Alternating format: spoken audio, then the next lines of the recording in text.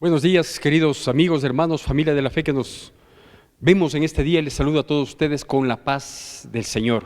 Gracias por seguirnos, gracias por estar pendientes de estas pequeñas, pero que tratamos sean nutridas charlas, nutridas prédicas que nos orienten, que nos impulsen, que nos animen. Bueno, esta es la semana subsiguiente a toda la celebración que hubo en la iglesia. Entiendo que en muchas congregaciones que creemos en Cristo Jesús como el Señor y Salvador de nuestras vidas, que creemos en Dios, en su plan redentor a través de su Hijo. Digo, esta es la semana posterior y me venía a la mente qué habría pasado con todas aquellas personas luego de la muerte y el dolor que esto causó, la resurrección, la alegría, el gozo que también motivó, el compartir unos días más con el Señor Jesucristo, las personas cercanas a quienes se les apareció, y luego de que algunos de ellos, muchos de ellos, vieron su ascensión, ¿sí?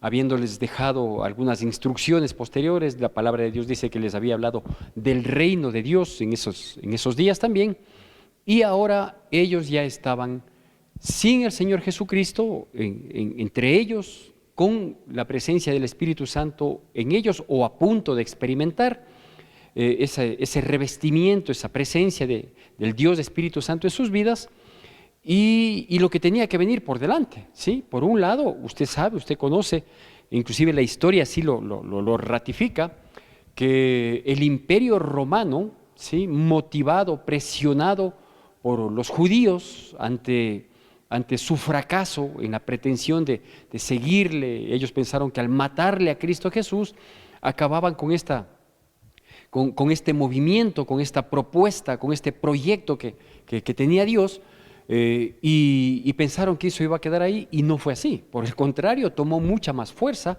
primero porque no se acabó con la muerte, sino que Cristo resucitó, y luego porque este evento, este caminar de Dios, de Cristo Jesús en la tierra, estas enseñanzas, esto que cautivó sus vidas, sus corazones, que llenó de claridad, de entendimiento sus mentes, más bien dio fuerza, dio impulso para que los primeros cristianos, o los del camino, como se llamaban en aquel entonces, tomaran, digo, esta decisión, esta valentía de salir a enfrentar y a predicar el Evangelio, que es la misión que les había sido encomendada de parte de Dios, ¿sí? Que vayan y prediquen el Evangelio a toda criatura, que Dios habría de respaldarles. Jesús mismo les dijo: yo estaré con vosotros todos los días hasta el fin, ¿no es cierto? Entonces, este movimiento que se pensó, quedaba ahí, se archivó, pasó la situación, la novelería, todo lo contrario, tomó mucha fuerza. Pero después de esto, digo, hubieron algunas situaciones que se dieron. Una de ellas, antes de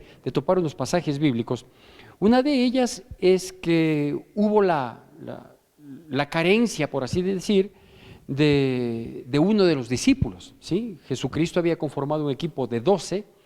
Esos 12 se vieron mermados con uno, que fue el que traicionó y se autoeliminó, y luego de esta situación, pues tenían que ver un reemplazo. Así que reunidos los discípulos, con algunas otras personas más, ¿sí? Decidieron ir dando los pasos que correspondía. Permítame darle lectura de algunos versículos de la palabra de Dios que nos aclaran y un poquito desglosar al respecto para una aplicación práctica en nuestras vidas. En el libro de los Hechos, capítulo 1, del versículo 15 al versículo 17, la palabra de Dios dice así. Hechos, capítulo 1, versículos del 15 al 17, dice así: en aquellos días, Pedro se levantó en medio de los hermanos, entre paréntesis, y los reunidos eran como 120 en número, y dijo: varones hermanos, era necesario que se cumpliese la Escritura, en que el Espíritu Santo habló antes por boca de David acerca de Judas, que fue guía de los que le prendieron a Jesús, y era contado con nosotros y tenía parte en este ministerio, ¿sí? Bueno, esta actitud de los discípulos de buscar un reemplazo, de saber que lo que había sucedido no era para lamentar, no era para analizar, no era para hacer convenciones, no era para quedarse conversando largamente, ¿sí? Y decir, ¿y ahora? ¿Y qué pasó? ¿Por qué Judas habría tomado esta decisión? ¡Qué terrible! ¿Sí? Si de pronto hubiéramos hecho tal cosa, a lo mejor nosotros le descuidamos. No, vea, cuando las cosas pasan, se suceden y llegan a un término, ¿sí?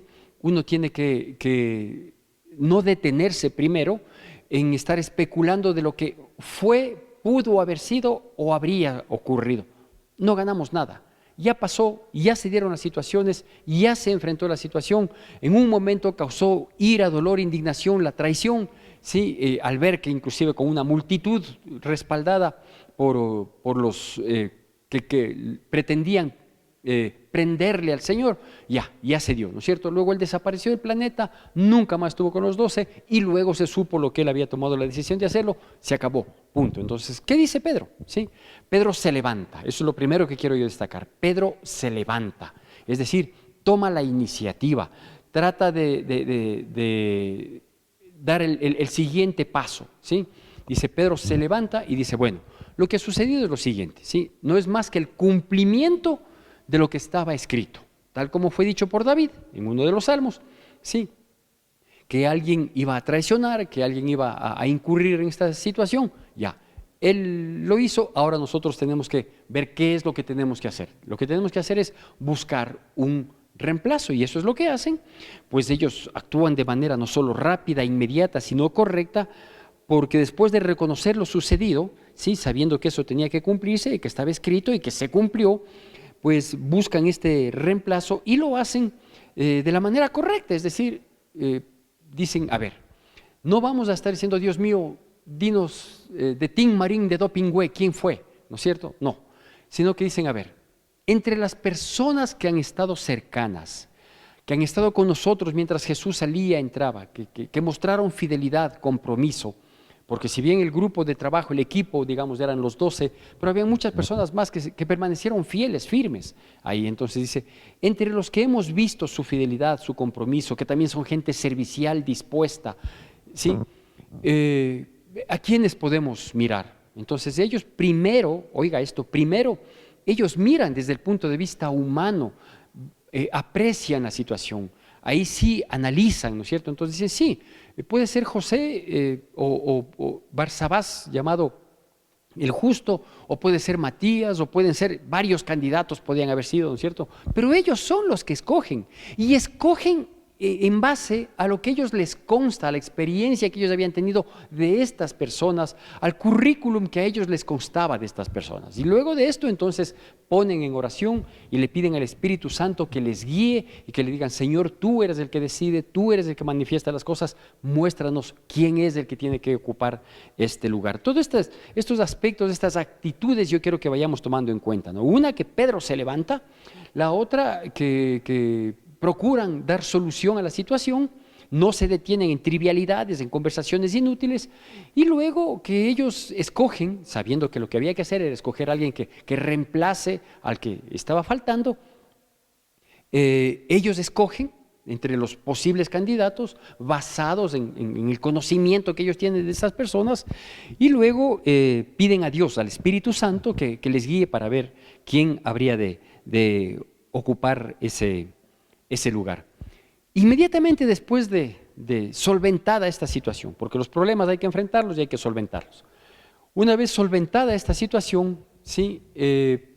Se cumple también lo que estaba escrito, ¿sí?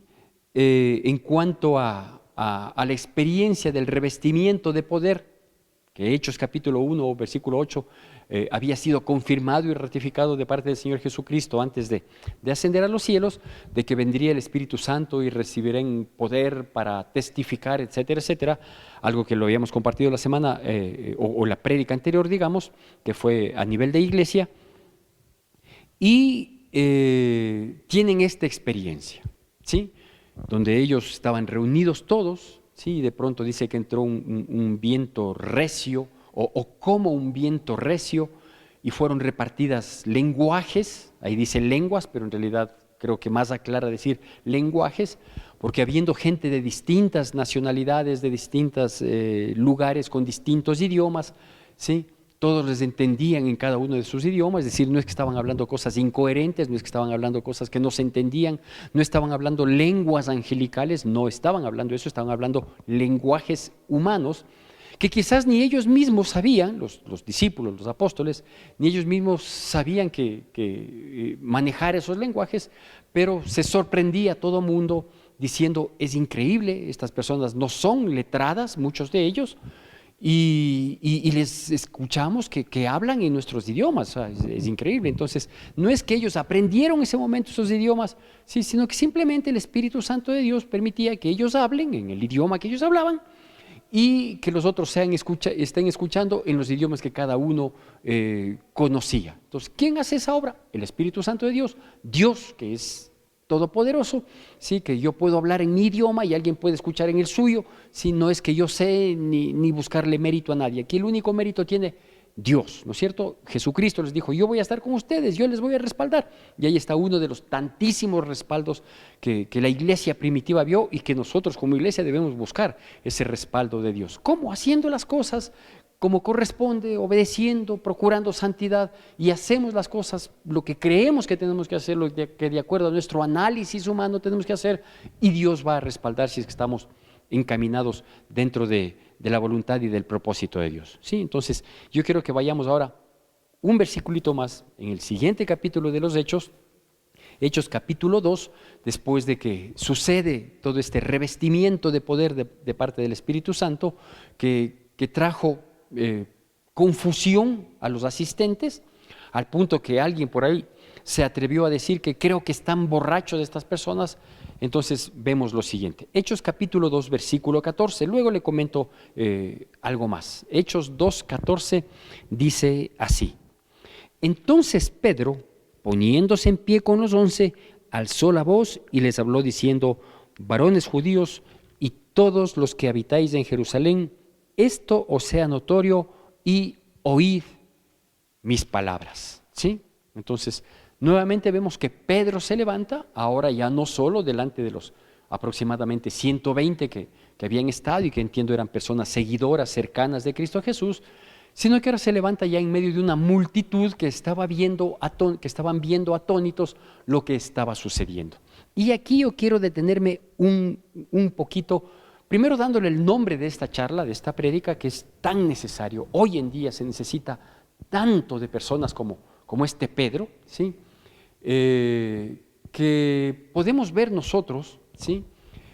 Situaciones y acontecimientos de personas como ellos, como nosotros, como usted y como yo, que somos personas y que tenemos experiencias de vida diferentes, cada uno en su ámbito, cada uno en su momento también, pero que es necesario mirar el comportamiento que debemos tener quienes somos cristianos, ¿sí? Por un lado, cuando es arrestado Cristo Jesús de manera injusta por demás, no voy a entrar en detalles, ya lo hemos dicho en las charlas inmediatamente anteriores a esta.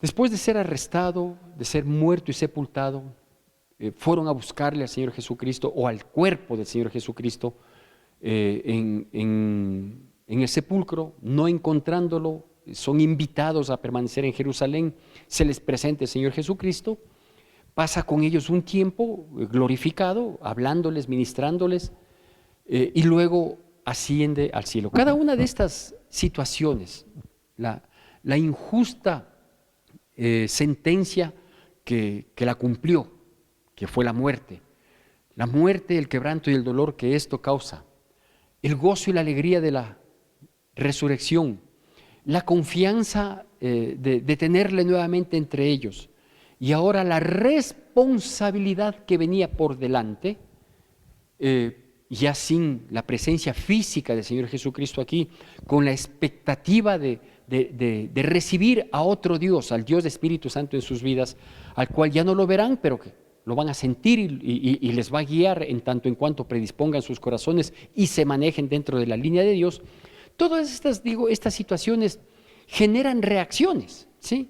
Y las reacciones normalmente son diversas, pero también podemos decir que hay reacciones que son típicas, es decir, que la mayoría de personas tiene ese tipo de reacciones. Por ejemplo, frente a la muerte, Hay un largo luto, ¿no? Y la gente no levanta cabeza, y la gente se aflige, y la gente nunca da el paso, y la gente se sumerge en su dolor y no quiere ser ayudado, ¿sí? Motivos para quedarse postrado de tristeza habían suficientes. Uno, la muerte de Cristo, resucitó, pero luego se fue, ya no estaba con ellos. Podían haber quedado lamentando mucho tiempo, ¿no es cierto? Y decir, ¿cómo es posible? Vino, estuvo con nosotros apenas tan pocos años en su vida ministerial pública, y qué falta nos hace, era de que se quede un tiempito. No, ya pasó, ya sucedió. Cada situación ya generó la emoción y las reacciones del momento. Ahora es momento de reaccionar de otra manera. ¿Cómo me permití ponerle a esta prédica? El título se llama Pasa la página y actúa. Pasa la página y actúa, porque eso es lo que hay que hacer. Frente a un gran triunfo, pensemos, ¿no es cierto? Sí, ya, perfecto, logramos tal situación, hemos trabajado mucho en este proyecto y por fin se logró que cumplamos el objetivo que alcanzamos. Perfecto. Voy a vivir con eso como una gloria pasada, voy a vivir siempre hablando de lo mismo, fue suficiente ese triunfo, ese logro para que sea mi carta de presentación. No puede ser así. Lo logramos, qué bueno que lo logramos. Lo cumplimos, qué bueno que lo cumplimos. ¿Sí? ¿Me detengo? No, paso la página y tengo que seguir actuando. Tengo que seguir viendo qué más hay por delante. No puedo detenerme, no puedo quedarme aquí, si no puedo sepultarme en una gloria o en dos o en tres, sino que tengo que buscar las que vengan, ¿no es cierto? Entonces digo, sea un triunfo, o sea una derrota, sea una gran alegría, o sea una tristeza, ¿sí? No podemos quedarnos plantados bajo ningún pretexto y bajo ninguna circunstancia. ¿Qué pasó? Vimos en los primeros versículos que cité, Hechos capítulo 1, versículo 15 y 17, que Pedro se levanta para tomar la iniciativa delante de los seguidores cercanos de Jesucristo y obviamente su equipo cercano, los otros 10 que habían quedado. Con Pedro 11 y el otro ya sabemos lo que pasó, ¿sí? Estaban como 120 y él dice, bueno, lo que hemos visto es lo que es el cumplimiento de la Escritura decía que esto iba a pasar, ya sucedió, ahora tenemos que tomar cartas en el asunto, vamos a actuar, busquemos una persona que reemplace el espacio que dejó esta otra, punto, ¿sí? Pedro se levanta y hace eso. Luego vemos, dice que Pedro puesto en pie, en la siguiente cita bíblica que hicimos, de Hechos capítulo 2, versículo 14, dice que Pedro se puso en pie, ¿no es cierto? ¿Para qué se puso en pie? Ahora ya no era delante de los 120, ahora era delante de muchas personas, miles de personas, y Pedro dice, perfecto, yo voy a explicar la situación. Dice, varones judíos, a todos los que estaban ahí, ¿sí? Dice, varones judíos, quiero que me presten atención por lo que les voy a decir, ¿sí? Quiero que ustedes oigan mis palabras. Entonces, ¿qué significa esto? Esto significa ese liderazgo que se necesita, pero un buen liderazgo, no estos que aparecen repentinamente y que salen a flote porque están pescando ¿cómo es que dice el refrán? En río revuelto, alguna cosa así. No, sino un verdadero líder, esos que se van formando desde siempre, esos que primero muestran el corazón y luego sus actitudes y sus aptitudes, ¿sí? Entonces, Pedro, ¿quién más podría ser? ¿Quién más podría ser? Yo no quiero desmerecer a Juan, a Jacobo, al mismo hermano de Pedro, no quiero desmerecer a ninguno de los otros del equipo del Señor Jesucristo, porque todos fueron llamados por el Señor Jesucristo, cada uno con sus méritos, cada uno con sus peros, sin embargo fueron llamados, ¿sí? Pero ¿quién más podría ser? Pedro, el que claro, 4, 5, 20, 50 días atrás, vivió amargamente un llanto por haberle negado al Señor. Sí le negó. Entonces el requisito es negarle para ser líder. No, el requisito no es negarle. El requisito es a veces hasta tropezar para saber levantarse, ¿sí? Entonces, pero también el requisito es ver cómo fue Pedro con el Señor Jesucristo desde el inicio, desde que fue llamado. Aun cuando él era discípulo, porque así dice la palabra de Dios, que él era discípulo de Juan el Bautista, ¿sí? Y luego le siguió y cómo era cercano y cómo desafiaba su propia fe y todas las cosas que vivió Pedro. Entonces llega un momento en que no es que él se oculta, ¿no? Y dice, y ahora no sé, no, anda tú. No, ningún anda tú. Yo siento, yo creo, yo estoy dispuesto, yo me lanzo, yo le amo al Señor Jesucristo, perfecto, yo me lanzo. ¿Sí? Entonces Pedro se levanta, se pone de pie ahora delante de miles de personas. No era él precisamente su fuerte ser un gran disertador. Él no se había preparado para ser un disertador. No es que él era una persona que tenía grandes conocimientos y había estudiado mucho. No, él tenía el conocimiento que todo buen israelita tenía en esa época, ¿sí? de lo que nosotros tenemos hoy como el Antiguo Testamento.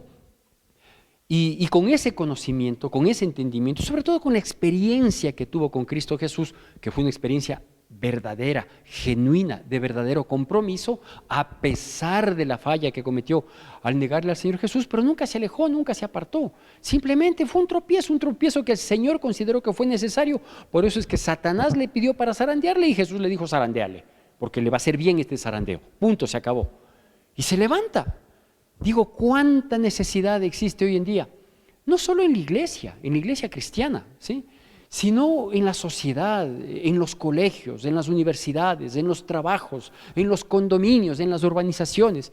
¿Cuánta falta hace un verdadero liderazgo, Estas personas que se levantan, valientes, que aceptan el desafío, que saben que es un reto y están dispuestos a enfrentarlo y a superarlo, ¿sí?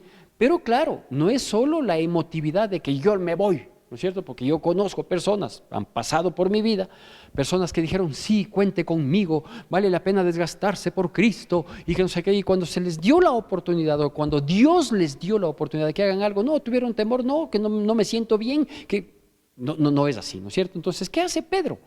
Si usted revisa todos los versículos posteriores, el discurso de Pedro, que es una disertación impresionante, lo primero que nosotros notamos en Pedro es el conocimiento bíblico que él tiene. El conocimiento bíblico que él tiene. Porque mientras está dando el discurso, él cita porciones del Antiguo Testamento, haciendo notar, ¿sí?, que todo lo vivido, todo lo que pasó y lo que tendrá que pasar estaba ya escrito.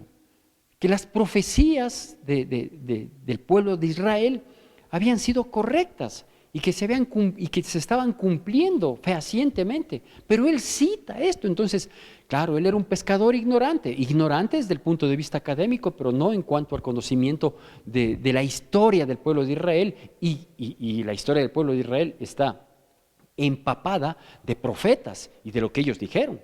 Entonces, él no es que era un tonto pescador ignorante, no, lo que era un poco impulsivo, pero luego le vemos hablando con tanto cariño que dijimos: Pedro cambió su corazón, o Dios le cambió el corazón a Pedro, ¿sí? Entonces vemos que él se sentía capacitado por el conocimiento que tenía, ¿sí?, de la palabra de Dios, ¿sí? Entonces no es que, no, esta prédica del pastor a mí me ha motivado, yo me lanzo, pastor, porque voy a dirigir algún ministerio en iglesia. Tiene el conocimiento, tiene la capacidad, no es solo emotividad, no es solo impulso de la situación, del rato, ¿no es cierto? Entonces vemos a un Pedro con conocimiento bíblico y haciendo una aplicación correcta de ese conocimiento bíblico, ¿no? Porque dice, esto que ha sucedido, así asado, como dijo el profeta, como consta en el tal libro del Antiguo Testamento, etcétera, etcétera, ¿no es cierto? Entonces, gran conocimiento bíblico y sobre todo con una correcta aplicación, ¿sí?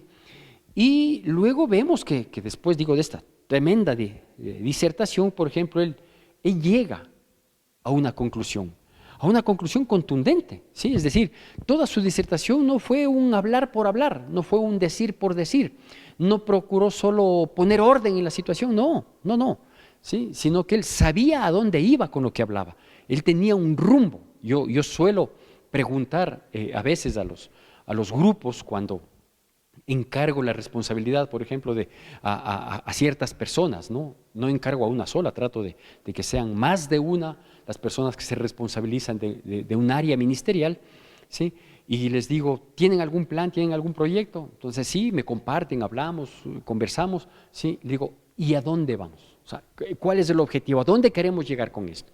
¿Sí? Entonces, no, la idea es prepararles para esto. Ya, perfecto. Entonces, así con los niños, así con los adolescentes, con los universitarios, con los talleres de matrimonios, con las células que tenemos, la básica, la avanzada, con todo lo que tratamos de hacer acá en la iglesia, ¿sí? Con los talleres que tenemos para hombres, para mujeres, perfecto.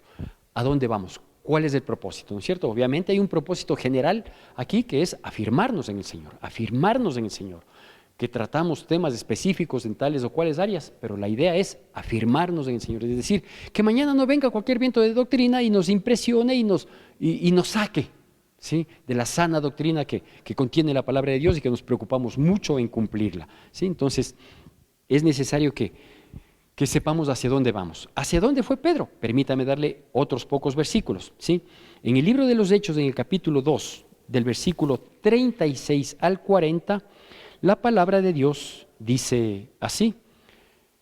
Hechos capítulo 2, versículos del 36 al 40. Esta ya es la conclusión luego de tremendo discurso que se manda Pedro. Y dice así: sepan pues ciertísimamente toda la casa de Israel que a este Jesús, a quien vosotros crucificasteis, Dios le ha hecho Señor y Cristo. Dios le ha hecho Señor y Cristo. Al oír esto se compungieron de corazón y dijeron a Pedro y a los otros apóstoles: varones hermanos, ¿qué haremos? Pedro les dijo: arrepentíos y bautícese cada uno de vosotros en el nombre de Jesucristo para perdón de los pecados y recibiréis el don del Espíritu Santo. Porque para vosotros es la promesa y para vuestros hijos y para todos los que están lejos, para cuantos el Señor nuestro Dios llamare. Y con otras muchas palabras testificaba y les exhortaba diciendo: sed salvos de esta perversa generación. ¿Sí? ¿Cuántas personas se sumaron al cristianismo? ¿Cuántas personas se sumaron al camino? ¿Cuántas personas decidieron seguir la doctrina de los apóstoles que habían recibido de Jesucristo? La Biblia dice que más o menos unas 3,000 personas se añadieron aquel día, ¿sí? Después de semejante discurso. ¿Qué podemos destacar para ir concluyendo este tema? Bueno, no solo que él se levantó valientemente, no solo que él puso orden ante la confusión que había de los comentarios, al punto de que alguien llegó a decir: parece que están borrachos. Se levanta para poner orden, ¿sí? Pide que ser escuchado, dice: oigan mis palabras, explica claramente, digo con ese conocimiento bíblico, y luego llega a una conclusión. ¿Cuál conclusión? La única conclusión que se puede llegar a través del Evangelio: que Jesucristo es Señor, o que Jesús es Señor y es el Cristo. O sea, Jesús es el Hijo de Dios que vino al mundo a cumplir un plan redentor para salvarnos del pecado. Ya, a eso llegó la conclusión. Lo hace con autoridad y con valentía, claro, porque les dice: vosotros le crucificasteis. No tuvo empacho, no tuvo temor, no se avergonzaba del Evangelio, ¿sí? No tenía miedo de que vayan a pensar que… No, Señor, ¿para qué? ¿Para qué? Ese tipo de líderes se necesitan hoy, digo, en la iglesia, en el barrio, en el colegio, en la universidad, en la sociedad. Gente que se sienta capacitada, gente que sea capacitada, que sea entendida, no los aventureros oportunistas del momento, como es típico hoy en día en todos los lugares, en todas las instancias, en todo tipo de organización social. Siempre hay el que no sabe nada, pero que quiere demostrar que sabe mucho, ¿sí? Mintiendo, engañándose a sí mismo y engañando al resto. El que no está capacitado, pero que busca apoyo para tener una mayoría, aunque no esté en la condición de enfrentar la responsabilidad que viene por delante. Eso está pasando, digo, a nivel país, está pasando a nivel ciudades, etcétera, etcétera, ¿sí? Aquí no, aquí vemos una persona que se levanta, una persona con conocimiento, una persona con entendimiento, una persona decidida. Es decir, hay que levantarse con autoridad. Y en este caso, como él se levantó con la autoridad de Cristo Jesús, Dios le respaldó. Por eso se convirtieron 3,000 personas. Si las cosas no son solo de decir, de amenazar, de buscar adeptos que corroboren la falsa imagen, la falsa impresión que se quiere dar. O se es o no se es. Nos vamos a detener en el luto, nos vamos a detener en el comentario, nos vamos a detener en la tristeza, nos va a detener una gloria, una conquista. No, hay que pasar la página y actuar. Que Dios nos ayude. Vamos para adelante.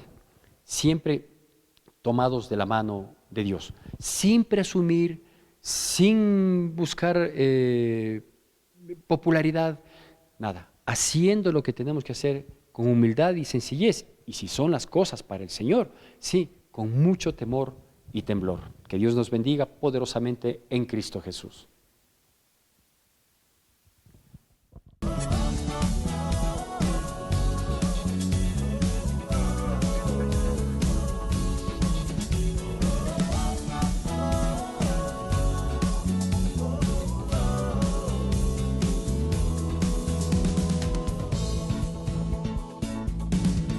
Toda la tierra y su creación se rendirán ante tu trono, Dios, y toda lengua te confesará